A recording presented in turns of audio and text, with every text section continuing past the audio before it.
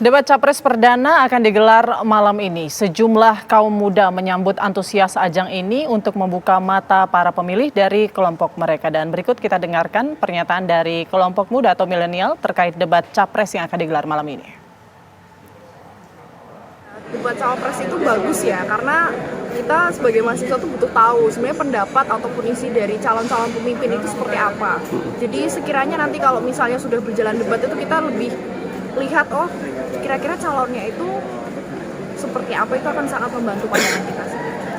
Ya, menurutku penting banget ya buat mahasiswa untuk mengetahui seperti apa bakal calon capres mereka yang akan mereka pilih gitu, supaya mereka lebih melek politik, sehingga mahasiswa bisa lebih tahu Indonesia ini ke depannya mau dibawa kemana.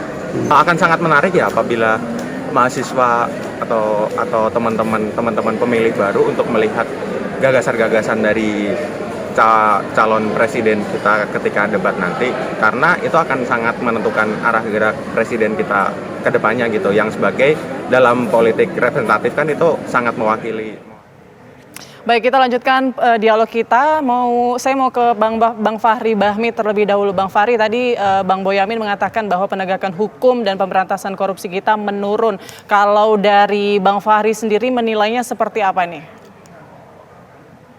Iya, terima kasih. Itu pekerjaan kita semua sebenarnya ya, bahwa kalaupun ada siklus atau ada tren bahwa penegakan hukum atau law enforcement pada sektor pemberantasan tindak pidana korupsi mengalami satu kondisi yang stagnan atau mungkin tidak signifikan, itu menjadi atensi kita semua ya. Bahkan pasangan Capres Prabowo Subianto dan Gibran Rakabuming Raka juga itu mengatensi soal itu. Jadi saya kira ini menjadi pekerjaan rumah kita, menjadi persoalan bersama kita untuk membereskan, memulainya dari mana, dengan teknisnya seperti apa. Saya menarik yang disampaikan Pak Bonyamin tadi mengenai soal revisi Undang-Undang Nomor 19 Tahun 2019 tentang pemberantasan tindak pidana korupsi. Memang ini juga sebenarnya menjadi catatan tersendiri untuk barangkali ke depan ya, harus juga kita pikirkan strategi yang sangat efektif dalam rangka untuk menggenjot agar KPK ini sendiri bisa lebih fungsional, bisa lebih signifikan dalam rangka untuk pemberantasan tindak pidana korupsi. Dan memang terkadang sulit bagi kita untuk menseimbangkan antara ekspektasi publik dengan kecepatan kerja ataupun strategi pemberantasan korupsi itu sendiri. Yang mana saya kira Bang Bonyamin sangat paham karena sangat intens dalam soal ini. Saya kira dalam konteks pemberantasan tindak pidana korupsi di Republik ini membutuhkan banyak elemen, ya, membutuhkan banyak supporting, membutuhkan banyak kerjasama. Tidak saja cukup cuman hanya kita lekatkan bahwa tugas itu menjadi tugas mulia dari lembaga yang bernama KPK. Dari dulu secara teoritik seperti itu, secara akademik juga demikian. Kami melakukan kajian-kajian yang cukup mendalam dan cukup serius menyangkut dengan bagaimana agar satu lembaga yang efektif dalam rangka untuk menyelesaikan tindak pidana korupsi. Bangsa ini terlalu luas, terlalu besar. Makanya gagasan kita bahwa KPK itu lebih banyak memainkan fungsi-fungsi supporting dan supervisi itu sebenarnya dalam rangka untuk menjawab persoalan itu. Karena dari Sabang sampai Merauke itu ditangani oleh KPK yang sumber daya manusianya tidak lebih dari 2.000 orang gitu loh. Itu tidak mungkin, sesuatu hal yang sangat mustahil. Jadi saya berpikir lebih kreatifnya seperti ini, bahwa ke depan itu KPK tetap dengan fungsi-fungsi sebagai trigger mechanism. Tapi jangan juga kita berharap sungguh bahwa KPK itu bisa membereskan seluruh persoalan di tanah air ini menyangkut dengan persoalan korupsi, tanpa harus kita mendistribusi atau meredistribusi kembali kewenangan itu sebagian kepada kepolisian dan kejaksaan. Kalau tidak akan bisa gitu loh. Tidak akan mungkin, itu hal yang sangat mustahil bagi kita. Dengan demikian, kami mengapresiasi sungguh sebenarnya dengan perubahan Undang-Undang KPK kemarin. Tapi barangkali ke depan ini perlu kita pikirkan kembali bahwa bagaimana agar menyeimbangkan fungsi dan kewenangan konstitusional yang ada pada lembaga KPK ini agar sama-sama seimbang, sama-sama dia itu didistribusikan secara merata. Ada KPK, ada kejaksaan, ada kepolisian. Kalau tiga lembaga ini secara fungsional dikasih tugas yang berat ini, saya kira bisa dibereskan persoalan korupsi di Republik ini. Baik. Tapi kalau cuma KPK saja yang memainkan peran-peran tunggal, saya sendiri secara akademik sangat pesimis bahwa KPK itu mampu membereskan persoalan tipikor atau tindak pidana korupsi di Indonesia ini. Jadi saya kira konsepnya yang paling benar adalah kita kembali saja bahwa awal mula pembentukan lembaga ini atau lembaga KPK ini sebenarnya bukan dimaksudkan untuk menangani sendiri. Ya, makanya di situ ada fungsi supervisi, ada fungsi penindakan, ada fungsi sosialisasi, melakukan tugas-tugas yang bersifat preemptif dan seterusnya. Jangan semua digebukin oleh KPK, itu tidak bakalan bisa gitu. Jadi saya kira mungkin perlu kita duduk bersama ya. Pak Bunyamin juga nanti kita ajak untuk duduk kerjasama. Insya Allah kalau ke depan ya, kalau Pak Prabowo dan Gibran sudah jadi presiden dan wakil presiden, persoalan ini kita bereskan. Persoalan ini sangat sederhana sebenarnya kalau kita mau duduk bersama untuk pikirkan bagaimana langkah-langkah terobosan yang terbaik, yang efektif tentunya untuk menyelesaikan sebelum ke yang lain juga, saya boleh menengahi dulu. Kami punya konsep untuk itu sebenarnya. Kami punya konsep yang sangat progresif tentang itu.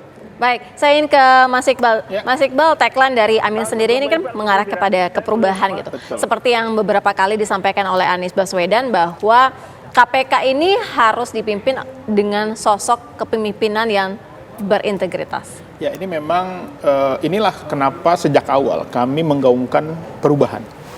Karena memang bukan hanya soal korupsi, konflik agraria, no viral, no justice, dan masalah-masalah di kepolisian, dan juga masalah-masalah bagaimana ketidakadilan tadi.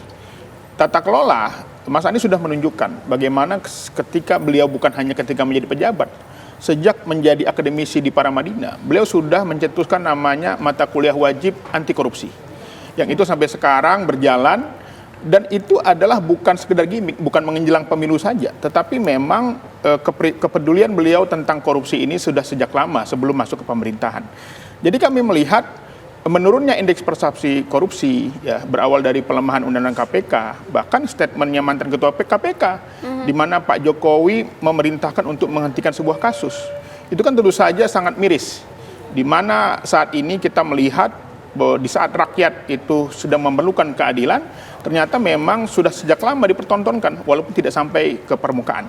Dan kami melihat memang kasus agraria, banyak sekali rakyat-rakyat yang harus berdemo, harus berjuang untuk mendapatkan keadilan seperti di Rempang, seperti di Wadas, dan ada banyak lagi sebenarnya. Oke, Mas Iqbal, tapi langkah konkretnya apa? Kan ini udah terlalu benang kusut gitu, karut-marut banget begitu. Yang pertama mengembalikan independensi KPK, yang saat ini memang terbukti bahwa orang-orang yang dipilih itu bisa dikendalikan, ya.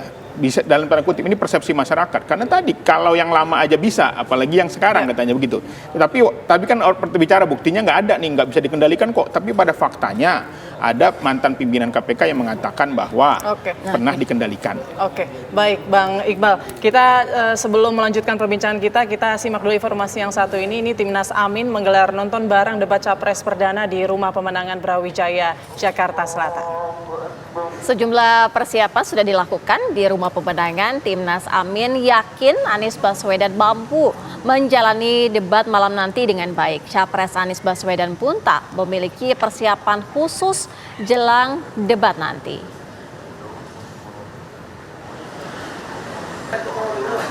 Jadi ini tadi di posisinya diinformasikan bahwa dari Anies Baswedan ini tidak memiliki persiapan khusus. Debat ini nanti akan dilaluinya dengan baik-baik saja begitu ya. Dari tim pemenangan mengatakan bahwa tidak ada persiapan secara khusus. Hanya membaca buku-buku yang sesuai dengan tema debat yang akan digelar pada malam hari ini ya Bang Iqbal ya. Ya, rata-rata memang para capres ini memang bersantai menjalani aktivitasnya seperti biasa, melakukan persiapannya tidak terlalu signifikan begitu ya. Baik, selain juga persiapan dari calon presiden, kita juga akan melihat seperti apa persiapan dari Komisi Pemilihan Umum jelang debat yang akan digelar malam nanti. Usai jeda kami akan kembali.